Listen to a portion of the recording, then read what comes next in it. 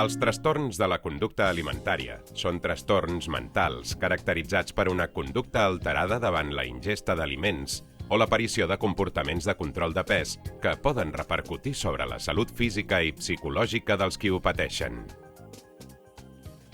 Els trastorns de la conducta alimentària més habituals avui dia són l'anorèxia nerviosa, la bulímia nerviosa, el trastorn per afartament i el trastorn de la conducta alimentària no especificat. Aleshores, a grosso modo, un trastorn de la conducta alimentària és un trastorn mental greu en el que la persona se sent profundament insatisfeta amb si mateixa, més concretament amb el seu cos i més concretament encara amb el seu pes, i aquesta insatisfacció amb si mateixa perjudica en general tota la seva vida. O sigui, el trastorn domina la seva vida i li provoca un patiment personal i emocional molt notable.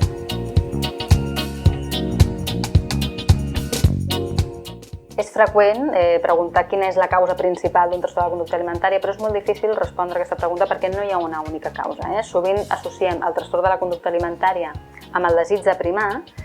i en realitat això és el símptoma, és la part visible, però no és la causa o no és l'única causa. Això és important tenir-ho en compte. El desenvolupament del trastorn de la conducta alimentària és molt complexa i intervenen sobretot dificultats a nivell emocional, patiment a nivell emocional, a nivell d'autoestima, etc. I tota aquesta part més interna és la que està més connectada amb el trastorn de la conducta alimentària. El desig d'aprimar és realment, entre cometes, el símptoma. Pel que fa a les causes dels trastorns de la conducta alimentària, hauríem d'aïllar tres grans grups. Podríem dir que hi ha factors a nivell individual, factors a nivell familiar i factors a nivell social. A nivell individual serien, per exemple, tenir una predisposició genètica, tenir certs trets de personalitat com ser molt autoexigent o molt perfeccionista, ser dona i ser adolescent i sobretot tenir una baixa autoestima. A nivell familiar no s'han pogut identificar tan clarament quins factors de risc hi ha, però sí que podríem parlar de famílies que no porten a terme les pautes de protecció de forma suficient, com ara, per exemple, fer un hepat al dia en família. Es coneix que fer un hepat al dia en família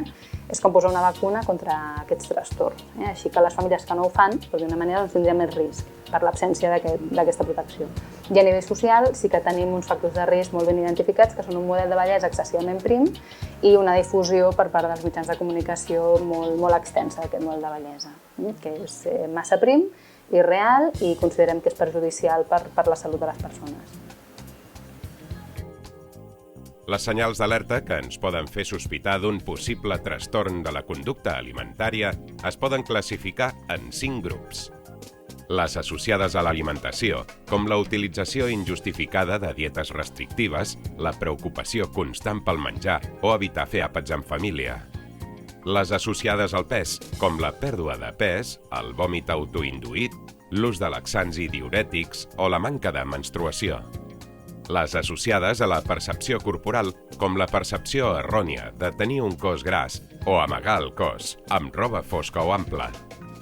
Les associades a l'exercici físic, com fer exercici en excés, i les associades a canvis d'actitud, com l'augment de la irritabilitat, l'aïllament social progressiu o símptomes d'insatisfacció personal, entre d'altres. Quan una persona sent que hi ha alguna cosa que no va bé en relació amb el menjar i també en relació a com interacciona amb altres persones, com se sent amb ella mateixa, el primer que ha de fer és recórrer a professionals o a persones que coneguin aquest tipus de malalties perquè li puguin explicar que tot això que li està passant no és la primera vegada que li passa a una persona, perquè això és molt dolorós sentir que et sents totalment perdut i no saps què t'està passant i et penses que només t'ha passat a tu, perquè no és una cosa... Et pot passar que algú li hagi passat a algú proper i t'ho hagi explicat, però el més habitual és que no. I llavors anar a un metge i que et digui això que et passa té un nom i es diu anorèxia nerviosa o bulímia nerviosa o trastorn per afartament és una mala notícia perquè vol dir que estàs malalt, però també una bona notícia perquè vol dir que té tractament i que algú et pot ajudar, no? Perquè aquest moment de sentir-te absolutament sol i sense saber quin és el teu lloc, doncs és molt complicat. Davant d'un trastorn de la conducta alimentària, la Xarxa Pública de Salut de Catalunya ofereix diversos recursos. El metge de família o pediatre pot ajudar i orientar i, si és necessari, derivar el pacient a una unitat de tractament especialitzat. També hi ha associacions de famílies i pacients amb TCA que ofereixen serveis d'informació, orientació i acompanyament. La CAP va néixer el 1992 a l'Hospital Clínic a mans de pares i mares que tenien un fill o filla que estava patint un trastorn de conducta alimentària.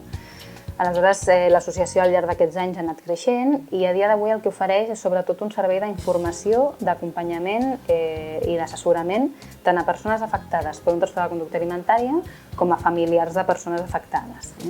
Aleshores, el que pretén l'associació és oferir la mà a aquestes persones que estan passant per una situació difícil i ajudar-les a trobar el camí, a quines passes han de fer davant del trastorn, a donar una mica de llum i sobretot a acompanyar oferint un suport psicològic tant afectats com a familiars. Portem a terme aquest servei d'informació i d'assessorament i portem a terme també tant un grup de suport per persones afectades que té l'objectiu d'acompanyar les persones durant el procés de malaltia i de recuperació, com un grup de suport dirigit a famílies que té l'objectiu d'acompanyar sobretot pares i mares durant tot el procés i d'oferir-los un espai on, a més de poder desangoixar-se, poder rebre pautes i resoldre dubtes de les situacions que es troben en el dia a dia a casa. Quan una família es troba en una situació de trastorn de la conducta alimentària a casa, al principi és habitual que se sentin molt desbordats, molt angoixats, molt desorientats, no sàpiguen cap a on anar, i el que pretén l'associació en aquest primer contacte, ja sigui per telèfon o sobretot presencialment, amb una visita, és donar informació als pares sobre què és la malaltia, com es desenvolupa, què poden fer ells com a pares i mares i també se'ls informa quin és tot el ventall de possibilitats a nivell de recursos que tenim avui dia. Quins recursos hi ha, com accedir, com és el tractament. Intentem avançar-los una miqueta a la informació perquè quan arribin als diferents moments del procés de malaltia i recuperació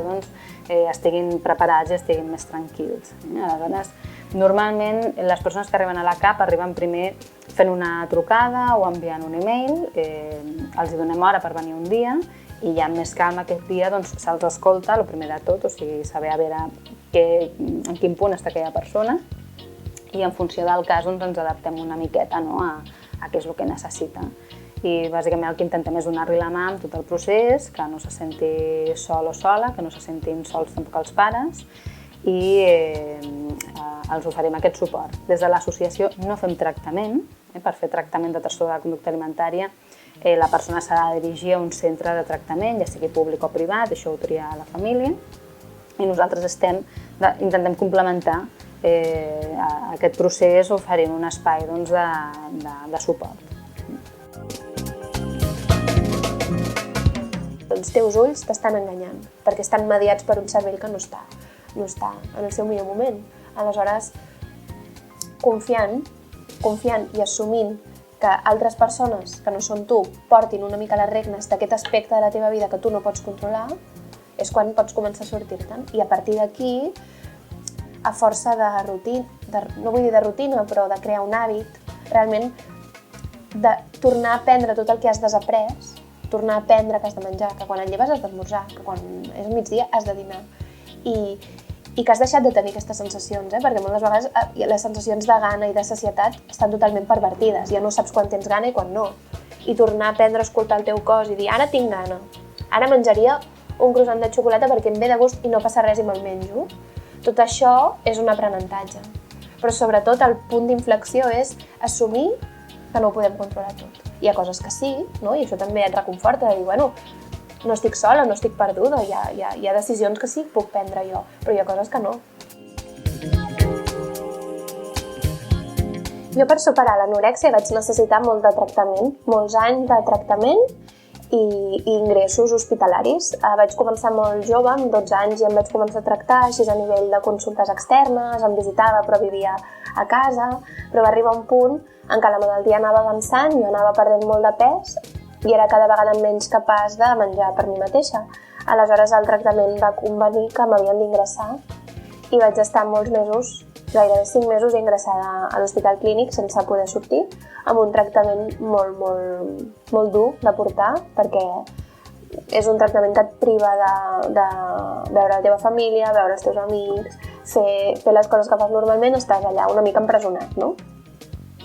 I això va ser molt clau en la superació, perquè estant allà privada de tot el que vols fer, t'adones que no estàs fent bé les coses i que has de ser molt valenta per poder mirar la malaltia des de fora i dir-li fora, no et vull aquí, no?